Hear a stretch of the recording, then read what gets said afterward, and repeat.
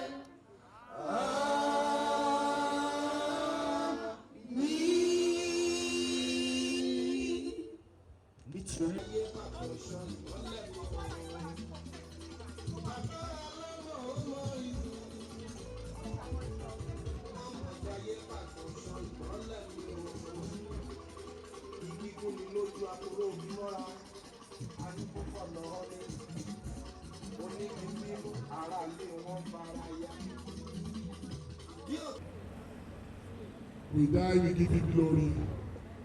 We become successful, we give him glory. For anything he achieved, we give him glory.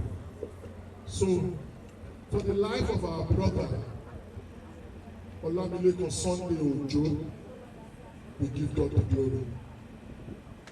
For the families he has left behind, we give God the glory.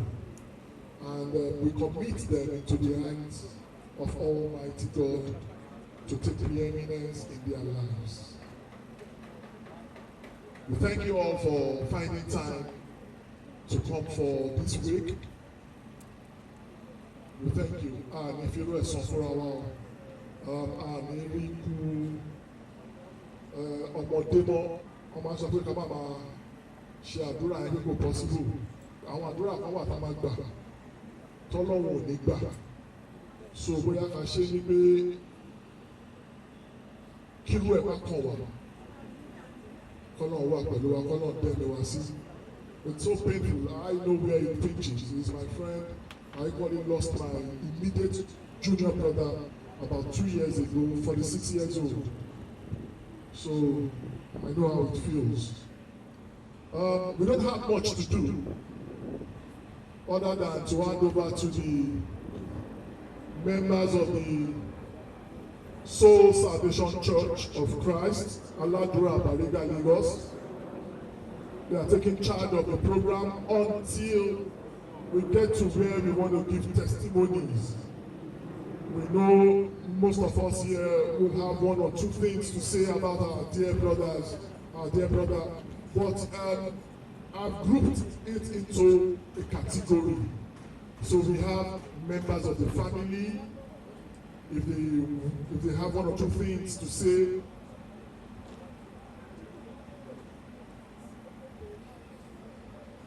we have members of his church. We have friends from within the estate. Then we have general friends.